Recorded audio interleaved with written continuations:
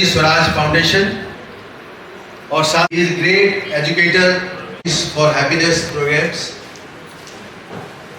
His interests are so many in diversified areas. वह अपने energy Swaraj यात्रा पर अपनी स्पेशली डिजाइन बस के साथ एक महासंकल्प के साथ में यात्रा कर रहे हैं. जैसा कि उन्होंने बताया और सर्वविदित है कि वो 11 वर्ष तक अपने घर नहीं जाएंगे. इस महासंकल्प के लिए पूरे भारतवर्ष में भ्रमण करेंगे.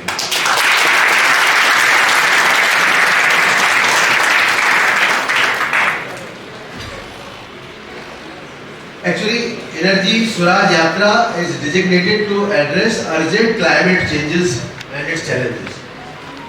जैसा कि अभी आप आज की दैनिक भास्कर में देखें कि हिमालय का टेम्परेचर 1 डिग्री सेंटीग्रेड बढ़ा, तो किस तरह से स्नोफॉल का शेड्यूल बदल गया और सब उथल पुथल थोड़े से लक्षण दिखाई दे रहे हैं. तो प्रोफेसर सोलंकी जी की भी यही चिंता है कि अगर समय रहते इन सब बातों को निदान नहीं किया गया तो स्थिति बहुत विकराल होगी और आगे की पीढ़ियों के लिए जनजीवन बहुत ही कठिन हो जाएगा. कितनी बुरी बात है आप लोग फाइन है. मुझे लगा आप किसी प्रोफेसर आईआईटी बॉम्बे को देखो खुश होंगे. मुझे लगा टेक्नोलॉजी आगे बढ़ रही है तो खुश होंगे. मुझे लगा साइंस इकोनॉमी आगे बढ़ रहा है तो खुश होंगे. दुर्भाग्य की बात है आप सब फाइन. अच्छा, सिर्फ आपकी प्रॉब्लम नहीं, पूरी दुनिया की प्रॉब्लम. मैं दुनिया भर में ट्रेवल करता हूँ, लोगों से पूछता हूँ कैसे हो कैसे हो कैसे हो. सब फाइन रहते हैं और बेचारे फाइन पे जीवन भर अटके रहते हैं. फाइन से आगे नहीं बढ़ते है ना. ठेले वाले से पूछो भैया कैसे हो तो बोलते फाइन. किसी कॉलेज में आके स्टूडेंट प्रोफेसर से पूछो कैसे हो तो बोलते फाइन. किसी बड़े अधिकारी से पूछो, कलेक्टर से पूछो, सेक्रेटरी से पूछो कैसे हो, ये आल्सो सेज फाइन. तो मुझे लगा दुनिया में कुछ तो गड़बड़ है नहीं? और मैं मुंबई में रहा हूँ, आईआईटी मुंबई में, तो मुंबई लैंग्वेज में बोलते हैं दुनिया में कुछ तो लोचा है भाई. क्या है? कुछ तो लोचा है. ऐसे कैसे हो सकता है? सब बढ़ रहा है, साइंस टेक्नोलॉजी इकोनॉमी ये वो, और लोग फाइन नहीं. अच्छा, गीता में लिखा है जितने कर्म हम जीवन में करते हैं, चाहे हम आइसक्रीम खाना चाहते हैं, सुंदर दिखना चाहते हैं, अच्छी पढ़ाई चाहते हैं, अच्छी नौकरी चाहते हैं, पोजीशन चाहते हैं, रिस्पेक्ट चाहते हैं, पैसा चाहते हैं, सबके पीछे एक ही उद्देश्य होता है. क्या? 1 2 3 1 2 3 1 2 3 1 2 3. Alright, how are you all? All happy? Pranayama अच्छा लगा? ताली वाली ऊपर.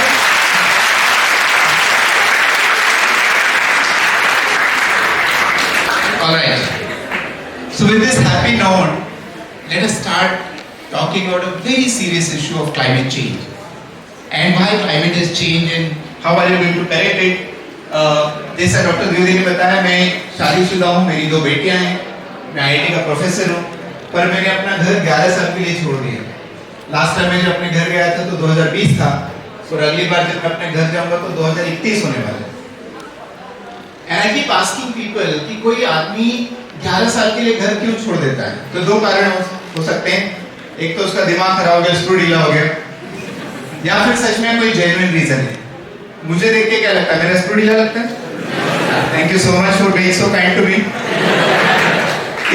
इसका मतलब है कोई तो जेन्युइन रीजन है जिसके लिए मैंने ऐसा किया है, and that is climate change. तो मैं 11 साल कहाँ रहूंगा, कहाँ सोऊंगा, कहाँ खाऊंगा, तो उसके लिए मैंने घर बनाया है. ये मेरा घर है, इसके अंदर सारी सुविधा है. इसके अंदर बेड है, इसके अंदर किचन है, इसके अंदर वॉशरूम है, इसके अंदर ट्रेनिंग रूम है, इसके अंदर लाइब्रेरी है, इसके अंदर ऑफिस है, इसके अंदर टेंपल है, और इसके अंदर छोटा सा गार्डन भी है. और ऊपर सोलर पैनल लगे हैं, उससे हमारे जो घर के काम है सारे ऐसे. तो बस के इंजन को छोड़ के बाकी सब सोलर पे चलता है. आप लोग मेरा घर विजिट करना चाहते हैं? अच्छा, मेरे घर की खासियत है, इसको मैं उठा के कहीं भी ले जा सकता हूँ. तो मैं घर के साथ आया हूँ, आप लोग विजिट कर सकते हैं. Let me start with this quote of Plato. You know, Plato is a Greek philosopher थे. And he has in his book The Republic, he has written this beautiful quote that every king should be a philosopher. और only philosopher should become a king. जो राजा होता है उसको दार्शनिक होना चाहिए, या जो दार्शनिक है वही राजा बन सकता है. क्यों? क्योंकि राजा के पास बहुत पावर होती थी और अपनी पावर से पूरी प्रजा की दिशा बदल सकता है. और बिना पावर के, बिना फिलॉसफी के जो पावर है वो खतरनाक होती है. एंड ठीक उसी तरह से हम मॉडर्न लोग, आधुनिक लोग, हम पावरफुल हो गए. हम चांद पे अपना मिशन भेज सकते हैं, मार्स पे भेज सकते हैं, बड़ी मशीन बना सकते हैं, हवाई जहाज उड़ा सकते हैं, 100 मंजिला मकान बना सकते हैं, किसी के हृदय में प्रॉब्लम हो तो रिप्लेस कर सकते हैं. तो हम पावरफुल हो गए। दुर्भाग्य की बात है कि फिलॉसफी से टच नहीं बचा। क्या करना है, क्यों करना है, कितना करना है, कब तक है, कुछ पता नहीं। उदाहरण के लिए देश का जीडीपी बढ़ना चाहिए, यस और नो? बढ़ना चाहिए। आप मुझे कोई बता सकता है कितना बढ़ना चाहिए? 5%, 10%, 15%, 20%, कितना? यदि मोदी जी से पूछा है प्रधानमंत्री, मोदी जी बताइए देश का जीडीपी कितना बढ़ना चाहिए, तो मोदी जी क्या कहेंगे? ज्यादा से ज्यादा बढ़ना चाहिए। कितना बढ़ना चाहिए पता नहीं। में साइन हुआ था, विश्व ने पहली बार डिसाइड किया कि हम लोग कुछ करते हैं कार्बन एमिशन कम कर। उसके बाद क्या होता है, हर साल कॉप मीटिंग होती है। कॉप, अभी जो मीटिंग खत्म हुई दुबई में, कौन सी नंबर की थी वो? कॉप 28, सुना नाम? 28 साल से विश्व के बड़े बड़े लीडर, बड़े मतलब कौन? प्राइम मिनिस्टर्स, प्रेसिडेंट, 28 साल से हर साल मीटिंग होती है ये डिस्कशन करने के लिए कि क्लाइमेट को ठीक किया जाए। 28 साल 2015 में पेरिस एग्रीमेंट हुआ था। 195 देशों ने लीगली बाइंडिंग एग्रीमेंट साइन किया कि हम अपना कार्बन एमिशन 2030 तक आधा कर लेंगे। लीगल एग्रीमेंट 195 देशों में। इतना खुश हो गया। अरे वाह, 2016 में कार्बन उत्सर्जन कम होगा, 17 में और कम होगा, 18 में और कम होगा। रियलिटी क्या है? कार्बन उत्सर्जन हर साल बढ़ते ही जा रहा है। मतलब क्या? सब एक दूसरे को उल्लू बनाते हैं। सबको लगता है कि हम कर रहे हैं। हर कंपनी को जाके देखो, बोलता हमने ऐसा किया, ग्रीन में वैसा किया। और क्या क्या, ग्रीन हाइड्रोजन आ गया, इलेक्ट्रिक व्हीकल आ गई, सोलर आ गया। तथ्य है दुनिया का कि क्लाइमेट चेंज ना तो रुक रहा है, ना तो स्लो हो रहा है, बल्कि एक्सेलरेट हो रहा है। इसका मतलब क्या है? जो हम कर रहे हैं और जितना कर रहे हैं वो दोनों ठीक नहीं। बात समझ में आई? Business as usual approaches are not working, whether it is United Nations or Niti Aayog or ministries or government, nothing. It's not working. Because very few people understand what is the right solution. You want to understand the solution? क्या आप तरीका होना चाहिए? Okay. सबसे पहले IPCC एक संस्था है जिसने कहा Intergovernmental Panel on Climate Change. It says हमें एनर्जी यूज पैटर्न को चेंज करना।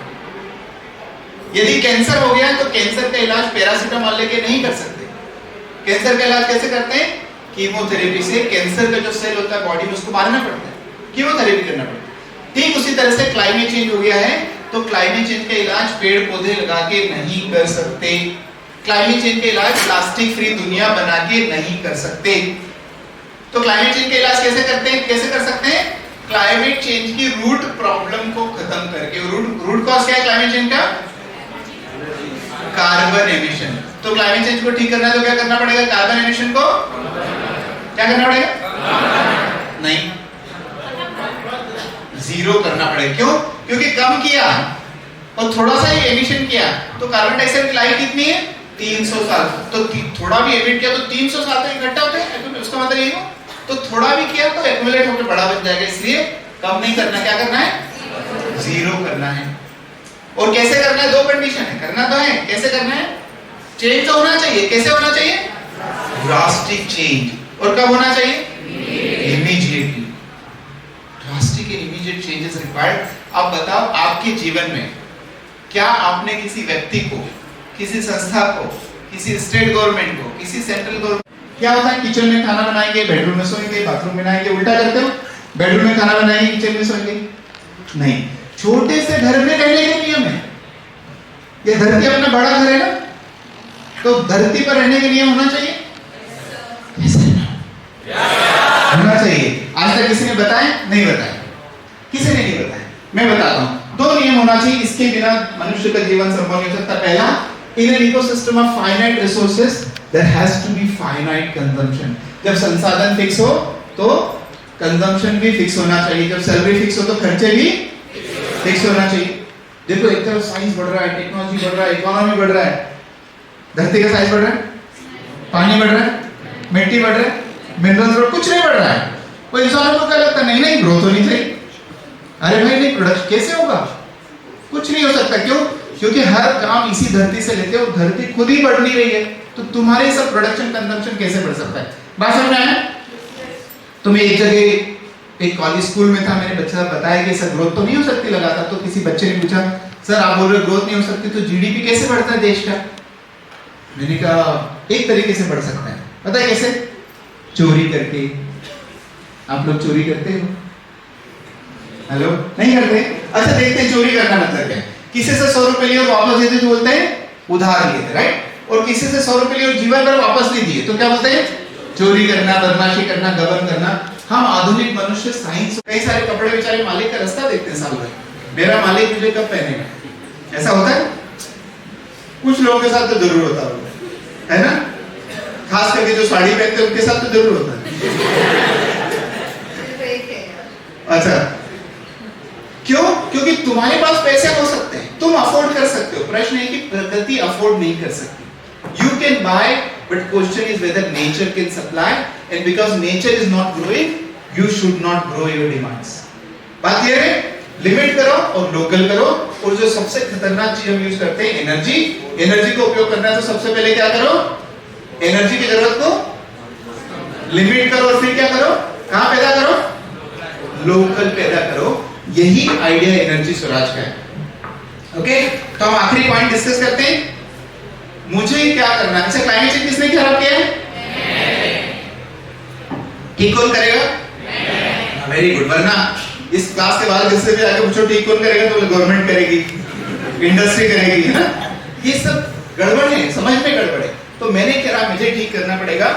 और कैसे ठीक करना पड़ेगा? एनर्जी के खेल को, पूरी दुनिया एनर्जी का खेल है। What we need to do is we need to rethink and redesign. फिर से सोचना पड़ेगा। Electric vehicle is not a solution, green hydrogen is not a solution. क्यों? क्योंकि हम क्या करते हैं, जो सॉल्यूशन उसी को ट्वीक करते हैं, थोड़ा इधर उधर करते हैं, इधर कर लो थोड़ा इधर कर लो। नो, उससे नहीं होगा, उससे हो भी नहीं रहा। इसलिए क्या करना पड़ेगा? फिर से सोचना पड़ेगा, rethink and redesign the way you generate and consume your energy so that we can solve all these parameters, energy access, climate change, sustainability, ये सारे हमारे पैरामीटर्स हैं। इसलिए हमको सबको सोलर पे जाना है, 2 बाउंड्री कंडीशन को फॉलो करना है, लिमिट और लोकलाइज को। उसको फॉलो करते हुए 3 स्टेप अप्रोच में सोलर पे जाना है। ये अप्रोच का नाम है AMG, avoid, minimize and generate. So let us understand what is AMG and this is where your action point. ये सबको अच्छे से सोचना है, कल से नहीं, आज से सबको अपने जीवन में लागू करना है। What is A? A is avoid the use of energy as much as possible, even if it is solar energy. Solar energy को उपयोग करने का पहला नियम है, सोलर एनर्जी का उपयोग मत करो। यू नो, मैं प्रोफेसर हूं सोलर का, मैं ब्रांड एम्बेसडर हूं, मुझे लोग सोलर मैन ऑफ इंडिया बोलते हैं। मेरा काम है सोलर एनर्जी को प्रमोट करना। पर मैं क्या बोल रहा हूं, सोलर एनर्जी का उपयोग करने का पहला नियम क्या है? सोलर एनर्जी का उपयोग मत करो। क्यों मत करो? क्योंकि दुनिया में ऐसी कोई टेक्नोलॉजी नहीं जिसका साइड इफेक्ट ना हो ही नहीं सकता, असंभव। और मैं सोलर में पीएचडी किया, किताबें लिखी। सोलर पैनल बनाने के लिए क्या क्या लगता है? सिलिकॉन माइन करना पड़ता है, प्यूरिफाई करना पड़ता है। 1800 डिग्री सेंटीग्रेड पे 3 बार उसको मेल्ट करना पड़ता है, प्यूरिफाई करने। 1800 डिग्री, बहुत एनर्जी लगती है। सिलिकॉन से सिलिकॉन क्रिस्टल बना, सोलर सेल बना, सोलर सेल से मॉड्यूल बनाते हैं। मॉड्यूल बनाने के लिए उसके ऊपर कांच बनाना पड़ता, कांच बनाने के लिए फिर दूसरा मटेरियल माइन करना पड़ता, उससे काम नहीं चलता, उसमें एल्यूमिनियम की फ्रेम लगती, एल्यूमिनियम माइन करना पड़ा, उसमें एनर्जी लगी, केमिकल्स लगे, उससे काम नहीं चलता। उससे बिजली निकालने के लिए कॉपर का वायर लगता है, कॉपर माइन करना पड़ता है, उससे काम नहीं चलता। मॉड्यूल को खड़ा करने के लिए लोहे का स्ट्रक्चर लगता है, तो लोहा माइन करना पड़ा, उससे भी काम नहीं चलता। हमको क्या लगता है? सोलर की बिजली को प्रोसेस करने के लिए क्या लगता है? इन्वर्टर। इन्वर्टर लगता है, इन्वर्टर को बनाने में एनर्जी लगी, केमिकल्स लगे। ये सारे मटेरियल को बनाने में कुछ तो एनवायरमेंटल डिग्रेडेशन होगा, कम होगा परंतु जीरो नहीं होगा। बात समझ में आ रही? इसलिए लाइफ में सबसे बढ़िया क्या काम करना चाहिए? कुछ नहीं करना चाहिए। क्या करना चाहिए? सबसे बढ़िया काम, कुछ नहीं करना चाहिए। कुछ कर करके इंसानों ने धरती की देखो हालत क्या कर दी, हवा खराब, पानी खराब, कुछ नहीं करना चाहिए। वैसे भी है ना, अध्यात्म में कहते हैं you know the greatest joy in life comes from the deepest meditation। सबसे गहरा आनंद कब आता है? गहरे ध्यान में। और ध्यान में क्या करते हैं हम लोग? कुछ नहीं करते। इसलिए लाइफ में क्या सीख जाओ, जिस दिन तुम ये सीख जाओगे हाउ नॉट टू। वहां पर गया तो मैं, छोटे छोटे बच्चे थे और पहले तो मुझे लगा कि मेरी टीम ने मुझे कहाँ फंसा दिया है, 84 स्कूल में भेज दिया कहीं पे लेक्चर के लिए। मेरी टीम पूरा ऑर्गेनाइज करती है। पर आज सुबह जब बच्चों से मिला तो उनको ये एक सब चीज गई थी, देखो ये करना। तो मैंने पूछा, आज सुबह बच्चा है तो पूछा कि अच्छा आपने घर कुछ किया? बोले हाँ सर। क्या किया? बिजली बचाई। तो मैंने कहा अच्छा फ्रिज बंद किया? तो बहुत सारे लोगों ने हाँ फ्रिज बंद किया। उसमें से एक बीच में खड़ा होता है, सर मैंने तो फ्रिज खराब ही कर दिया। कहने का मतलब है they understood it so well and then executed so well। फिर 2 पेरेंट्स आए थोड़ी देर में, बोले सर ये बच्चे कल से बोल रहे हैं फ्रिज निकाल के फेंक दो, कूलर फेंक दो, ये सब फेंक दो। क्यों बोल रहे समझ में नहीं आ रहा। फिर मैंने उनको पेरेंट्स को समझाया कि अच्छा इसलिए बोल रहे हैं। They also understood why it is important. मेरे घर में फ्रिज नहीं है, मेरे घर में गीजर नहीं, मेरे घर में एसी नहीं। ऐसा नहीं कि मैं अफोर्ड नहीं कर सकता, मैं अफोर्ड कर सकता हूँ, नेचर अफोर्ड नहीं कर सकता। अच्छा, ये सब के नहीं होने से ऐसा भी नहीं कि मैं दुखी हो गया हूँ। मैं दुखी लगता आप लोग नहीं। अच्छा, और खास बात है, मेरी शादी हुए 22 साल हो गए, मुझे वाइफ ने अभी तक तलाक भी नहीं दिया।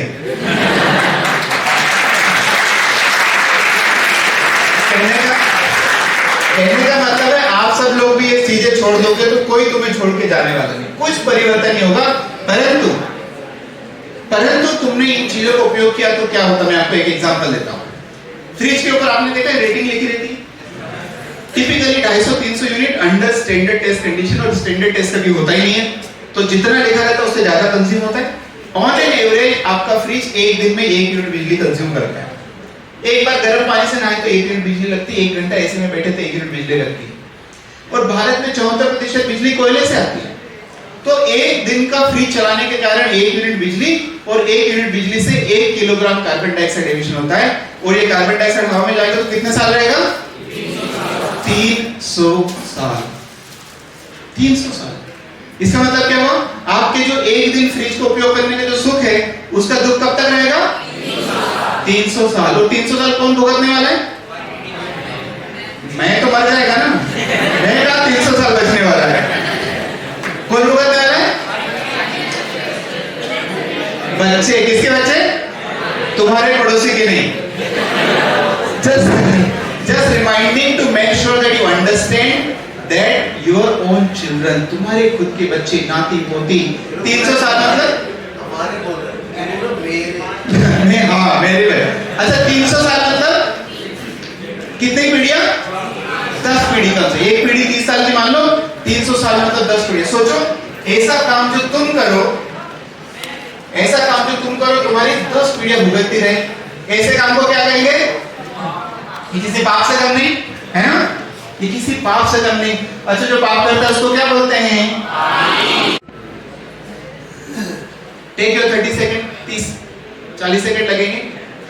Doctor DRCHETANSOLANKI, doctor Chetan Solanki. मिला किसी को? जिसको मिला हो अपने पड़ोसी की भी मदद करें। And it will look something like this. Help your neighbors.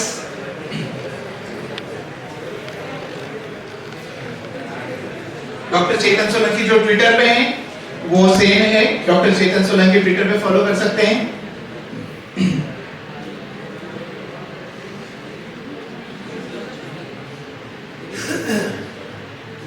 सब लोग कर लें प्लीज। जो लोग लिंक्डइन पे हैं, चेतन सिंह सोलंकी, और फेसबुक पे प्रोफेसर चेतन सिंह सोलंकी। आप लोग नहीं हो तो मेरा गूगल पे नाम सर्च करेंगे चेतन सिंह सोलंकी, तो ये सारी डिटेल मिल जाएगी। एनर्जी स्वराज फाउंडेशन को फॉलो करना है तो energy_स्वराज, energy_स्वराज, एनर्जी स्वराज फाउंडेशन का जो हैंडल है energy_स्वराज।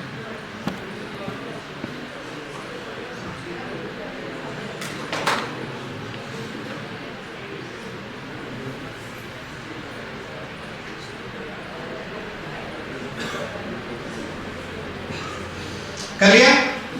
अच्छा, अभी रील देखने नहीं बैठना, तो कर लिया तो मुंडी ऊपर कर ले। Alright, thank you.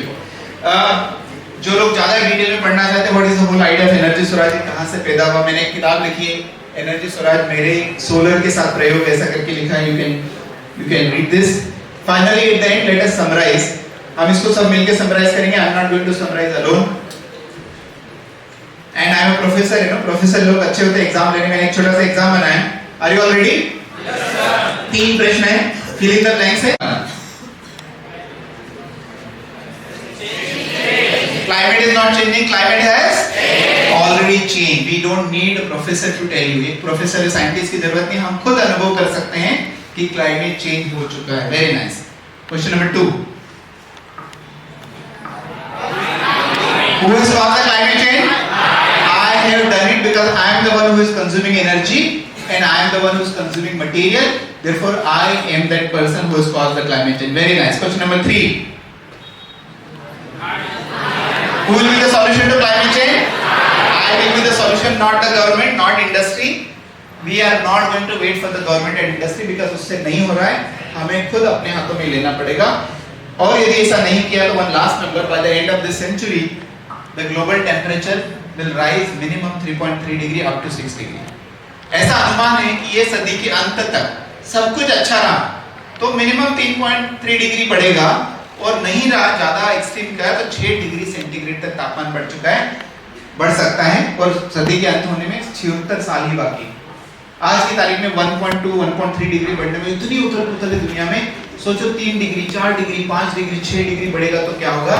मनुष्य का जीवन बचेगा कि नहीं बचेगा. 100 साल बाद 80 साल बाद 150 साल बाद बचेगा तो कितनी संख्या में बचेगा, किस रूप में रह रहे होंगे, बंकर में रह रहे होंगे, कैसे रह रहे होंगे, ये बड़े प्रश्न चिन्ह हैं.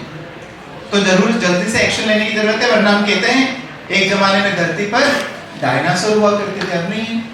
ऐसे ही चलता रहा तो हो सकता है 3 4 5 8 साल बाद एक नई प्रजाति धरती पर आएगी और क्या कहेगी एक जमाने में धरती पर इंसान हुआ करते थे. भगवान हम कैसी बातें कर रहे हैं सुबह सुबह. परंतु हमारा अनुभव, हमारे आंकड़े, हमारा डाटा, हमारा साइंस ये बताता है हम उसी दिशा में आगे बढ़ रहे हैं. इसके पहले कि बहुत देर हो जाए हम सब एक्शन लेना चालू करें, खुद एक्शन लें. मैंने जो 4-5 एक्शन में जरूर लें ताकि अपने लिए और अपने आने वाले बच्चों के लिए जीवन को रहने लायक बना सके. Thank you very much for your attention. Ultimately इसको अवॉइड, मिनिमाइज एंड जनरेट. मेरा अभी भी मानना है कि अगर इसमें एजुकेट करना है तो लाइफ स्टाइल चेंज करना जरूरी है. लाइफ स्टाइल ही उपज करते थे, हो सकता है हम लोगों को सिर्फ सफेद कपड़े पहनने की आदत डाल लेना चाहिए. ये नहीं कि कलर्ड कपड़े पहने, हो सकता है उससे भी एनर्जी बच जाए. तो आप अपने उसमें कम से कम यदि करें तो हमारे वो पूर्वज जो किया करते थे वैसी हमें लाइफ स्टाइल फॉलो करना चाहिए. नहीं, एक तो सुनिए, एकदम आपने सही कहा था. लाइफ स्टाइल में बदलाव वही एक सॉल्यूशन है, वही मैं कह रहा हूँ. परंतु क्या होता है कई सारे लोगों को थोड़ी सी गलत फहमी होती है. लाइफ स्टाइल मतलब क्या करना है, प्लास्टिक का उपयोग नहीं किया तो लाइफ स्टाइल चेंज हो गई, पौधा लगा लिया तो महान काम हो गया. थोड़े से जो सुख में या थोड़ी से गलत फहमी में वो नहीं करते जो एक्चुअल में करने की जरूरत. इसलिए मैंने कहा कि yes lifestyle is a solution, but क्या चेंज करना है वो समझना जरूरी. वरना आप पौधा लगा रहे हैं और प्लास्टिक फ्री दुनिया बना ली और 3 दरवाजे का फ्रिज ले लिया तो क्या मतलब है. इसलिए लाइफस्टाइल मतलब क्या करना वो भी समझ में आना चाहिए. इसलिए अवॉइड मिनिमाइज. और 99% लोग जो एनवायरनमेंट के लिए काम करते हैं विषय को नहीं समझते. इसलिए दुनिया भर के सारे लोग, जनता, सरकारें नियम कानून बना रहे हैं परंतु क्लाइमेट हर साल बिगड़ते जा रहा है. तो लाइफस्टाइल में क्या चेंज करना वो भी समझना बहुत जरूरी है. और कोई भी आज के कितने भी पर्यावरण जो एक्सपर्ट होते हैं उनसे देखो, उनके घर में सारे काम चलते हैं और वो जरूर ज्ञान देंगे कि प्लास्टिक बचा लो. ये सबसे नहीं होने वाला. मैं कई बच्चों को बोलता हूँ कि भगवान शिव जी प्रसन्न हो गए आपके ऊपर और बोला कि अच्छा मांगो क्या वरदान, प्लास्टिक में क्या वरदान मांगना है. तो तुमने बोला कि भगवान जी दुनिया को प्लास्टिक फ्री बना दो, क्या उससे क्लाइमेट चेंज सॉल्व नहीं होगा. इसलिए क्या ठीक करना लाइफस्टाइल में ये समझना जरूरी है. इसीलिए मैंने कहा कि रुको क्या करना मैं बताता हूं. तो इसीलिए कि आप अपने लेक्चर में ये भी करें कि जो हमारे पूर्वज किया करते थे और जो हम एकदम सही, होशियार थे. सर का कहना एकदम सही है कि जो मैंने कहा उसमें कोई नई बात नहीं है क्योंकि हमारे पूर्वज ऐसा ही किया करते थे. पृथ्वी की पूजा करना, प्रकृति की पूजा करना, नदी की पूजा करना, पेड़ की पूजा करना, पीपल पे धागा बांधना, ये कोई सुपरस्टिशन नहीं है. ये सच में हमारे नेचर को रिस्पेक्ट करने से समझ में आता है कि कैसे जीते. और हम उल्लू लोग हैं जो पूर्वज करते थे उसको भूल के ऐसे लाइफस्टाइल में आए. अनफॉर्चुनेट, बट वो बहुत एडवांस फिलॉसफी. अच्छा, मैं वर्ल्ड की यात्रा की, मैं दुनिया के हर कोने में गया, America, Africa, north America, south America, Asia, Europe, सब दूर गया. मुझे लगता है भारत एक ऐसा देश है जो सच में विश्व गुरु बन सकता है और विश्व को दिशा दे सकता है क्योंकि ये हमारे संस्कृति का ऑलरेडी हिस्सा है. हमें कुछ नया नहीं करना है, जो करते थे वही करना है, फिर से वापस उस पे आना. ठीक है, एनी अदर क्वेश्चन. इस तरह से रखनी जानी चाहिए तो सभी को ज्ञान हो कि अथर्ववेद में पूरा का पूरा शिक्षाएं धरती, आकाश, पर्यावरण, टेक्नोलॉजी, विज्ञान, प्रौद्योगिकी का वर्णन अथर्ववेद में. अथर्ववेद इसी के लिए है. और ये सारा सम्यक ज्ञान जो भी कुछ प्रौद्योगिकी, भूमंडल, सौर ऊर्जा और बाकी तरह की ऊर्जाओं का श्लोक में सश्लोक वर्णन अथर्ववेद में. तो हम अपने जो प्राचीनतम विरासत है उस पर जरा नजर डालें, कभी देखें तो कहीं गूगल करें, पढ़ें हार्ड कॉपी से किसी तरह से भी, तो ये सब बातें वहां से ही डिराइव हुई. और वाल समय रवि भक्ष लियो, तो हनुमान जी ने शुरू से ही उन्होंने जब सूर्य को खाया क्यों? उनकी प्राथमिकता थी, उसको उनका आकर्षण था। तो ऊर्जा को मतलब ऊर्जा को खा गए। मीन्स ऐसा नहीं उसको खाना बोला गया, उसका वर्णन अलग ढंग से किया। उन्होंने उस ऊर्जा को आत्मसात किया। सौर ऊर्जा को आत्मसात करने वाले कोई पहले थे तो वो श्री हनुमान जी थे, क्योंकि भागशलियों मीन्स उसको आत्मसात कर लिया, समग्र रूप से आत्मसात कर लिया, क्योंकि पूरा सूरज ही निकल गया। उसकी व्याख्या इस तरह से की गई कि खा गए, पर वो था सम्यक आत्मसात। तो सम्यक आत्मसात करेंगे तो ये जो भी क्लाइमेटिक चेंज की जो समस्या है सोलंकी साहब ने वर्णन की है, वो अपने आप स्वतः ही ठीक हो जाएगी। और हमारे शास्त्रों में बहुत क्लियरली ये वर्णन है। हमारे जो ऋषि होते थे वो दरअसल वो साइंटिस्ट ही थे। ऋषि का मतलब साइंटिस्ट होता था। आज का साइंटिस्ट थोड़ा सूट बूट टाई पहनता है, पहले वो उसकी वेशभूषा अलग थी, पर ऋषि मीन्स साइंटिस्ट। और जब ऋषित्व स्वरूप पर चले जाते थे तो वो मुनित्व में चले जाते थे, और वो मुनि हो जाते थे, और परमात्मा और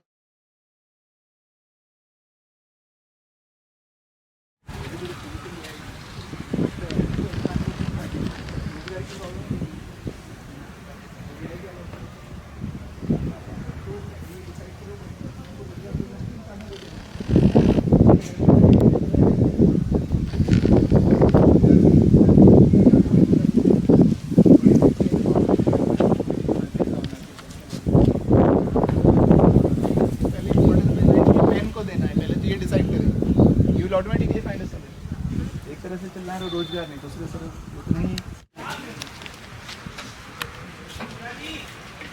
तो अभी तो लंच चल रहा है ना, 2-15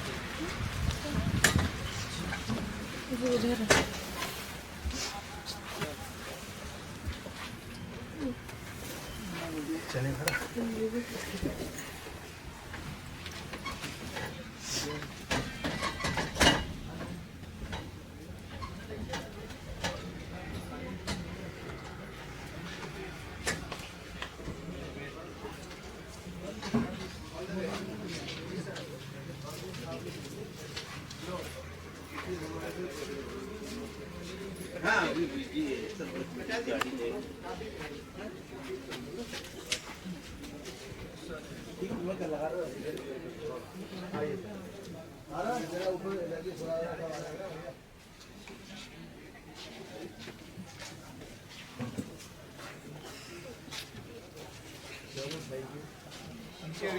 पाँच बजे मीटिंग है, उसमें जो भी इन्फेक्शन हो to contribute regarding energy Swaraj. Thank you all for participation. मुझे भी बहुत अच्छा लगा डिस्कशन करके।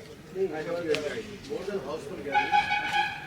कहाँ जा रहे हैं? रिकॉर्ड है, जगह नहीं थी बैठे, छुट्टी निकाल के धीरे धीरे चीज़ों को आपसे साफ करें।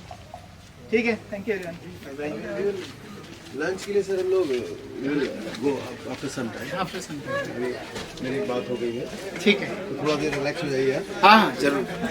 मैं